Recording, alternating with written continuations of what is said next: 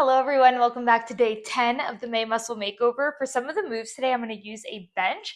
If you don't have a bench, just do the movements on the floor. That's totally fine. Or if you can get a yoga block, I'll let you know where you can use that block instead of the bench. But very similar movements from the past few weeks. Some new mobility, of course, and some new core work that's a little bit more advanced. These advancements aren't right for you. That's no issue at all. What I would do is just repeat the weeks prior until you feel ready to do the advancement.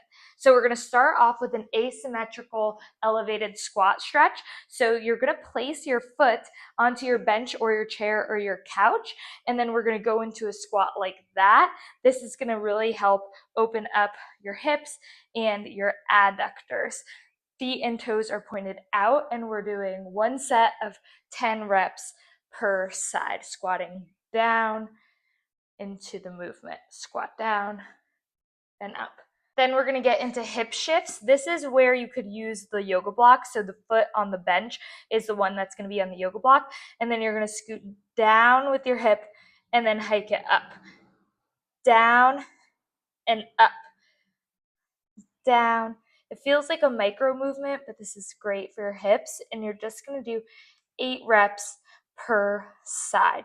You can even go up at a push-up and then down. That's 1 rep. Add the push-up to just warm up some more upper body and push-up. Then you're going to do 10 per side wall goal post. So this is one rep, 2 reps, making sure that your shoulder blades touch the back of the wall and keep those elbows up by your shoulders. Superset 1 is going to be heel elevated goblet squats, or you can double rack if you only have 2 dumbbells and you want them to be heavier. And you're doing 3 sets of 8 to 10 reps. And my feet are elevated on dumbbells. You can also use a plate for this, or if you have a heel elevated, board, you could use that as well. Nice tight core here. You should be able to get lower when your heels are elevated and feel more quad recruitment. Squats are complete. You're going to drop the dumbbells and go into your bicep curl 21s, halfway all the way. Once the squats are complete, we're going into our bicep curl 21s, everyone's favorite, all the way down to halfway for 7 reps. Once those 7 are complete, your core is nice and tight. You go halfway all the way, 7 reps. Once those are complete, you go all the way down and all the way up for 7 reps.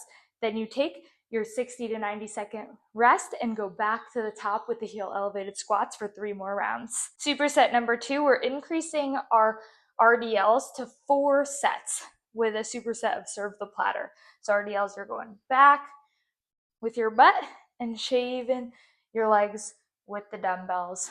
Remember, head, neck, and spine in one line. I would really recommend recording yourself doing these because it took me months to master this. It is not an easy exercise and it feels really awkward at first, but you just have to keep trying. Don't search for an alternative. For real, just go lighter weight and record yourself and try to basically like watch your homework after your workout, see what your form looks like, see what you can do better at, compare it to this video, and go from there.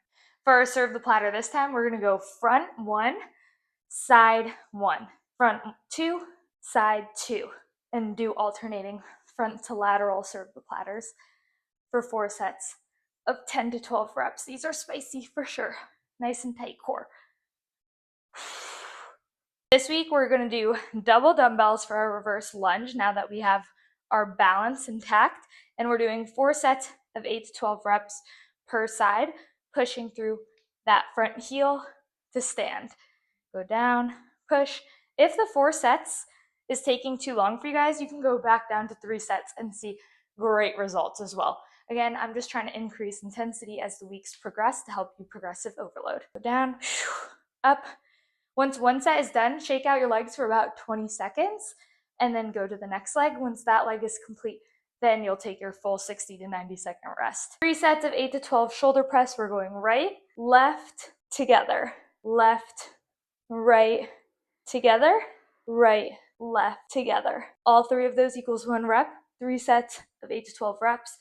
Oops, I think I messed up. Make sure that you have a nice tight core when you're doing this. 3 sets of 8 to 10 of our inverted row.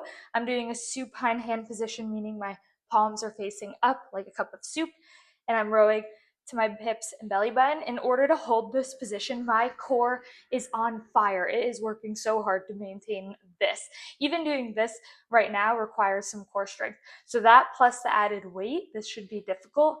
If this is too hard, you can just come to a quadruped position and do rows like this, or pop up your feet and do dumbbell rows like this, or even in that supine hand position, the inverted row, like this. 2 sets of 8 per side supine leg lifts, and you're doing it lying completely flat on the floor. And when you exhale, you lift that knee up. Exhale, even make that S sound, helps contract that core. Think about corseting the abs together and pulling the pelvic floor up. To make it harder, you can float your feet at the bottom, or you can keep them on the ground. So either here or here. Then we're gonna get into a bear, and it's 2 sets of 8 per side leg lifts, banded in that bear. Don't mind my band being half broken. Hopefully your band is not. You can lower it by your knees if it's rolling up there, just to keep it in place. Our first stretch is legs up on the wall, and we're just going to breathe here, okay? You can even open the legs to feel some adductor stretching, but just legs up on the wall is a great way to increase blood circulation post-workout. Then we're gonna get into a wide leg child's pose, so my knees are not together and I'm pushing my chest against the floor. This feels so good for those inner thighs and even those lats, stretching your arms out in front of you. And our final stretch, our legs out in front of us. You're kind of in a runner's lunge, and then straighten that knee and press down for the whole posterior chain stretch. You can pull on that toe a little bit. If you have to just drop it all the way down, you can. And stretch right here. And that's it. You completed day 10. So proud of you guys, and see you back here on Wednesday.